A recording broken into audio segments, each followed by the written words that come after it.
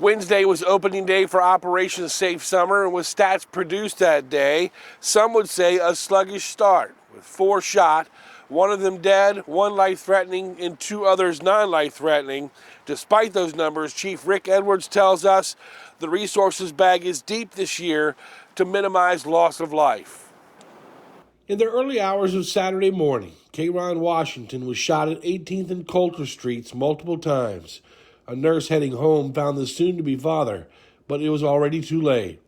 It was days before the official rollout of Operation Safe Summer, but Chief Rick Edwards says technology already had his officers in motion to respond. We had officers en route to that already. We had gunshot detection going off there, so we were en route even though we didn't get a call right away until that nurse stopped.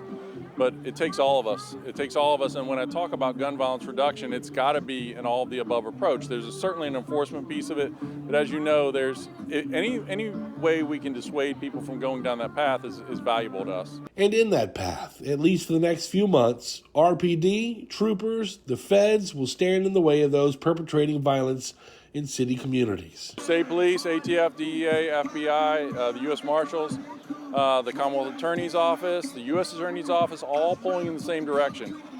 Hitting those hot spots where we're experiencing gun violence, taking those cases that are appropriately to go federal and really push that, and then proactive investigations too. Investigations that have already seen success in hotspot neighborhoods like Fairfield Court. Police say they've had 15 search warrants to date in that community, and they're not leaving anytime soon. This is a unique neighborhood for drugs. I mean, it's like old school walkie-talkies, people lining up lookouts like what you would see 20 years ago. So it's a real challenge, and every search warrant we execute, we're finding the same kind of things. We're finding the walkie-talkies, we're finding lottery tickets, we're finding guns and drugs and lots of cash.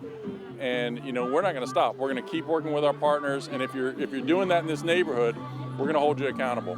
Sources telling me that accountability is the main piece to the puzzle here.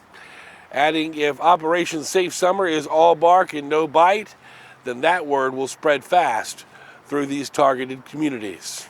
In Richmond, John Burkett, CBS 6 News.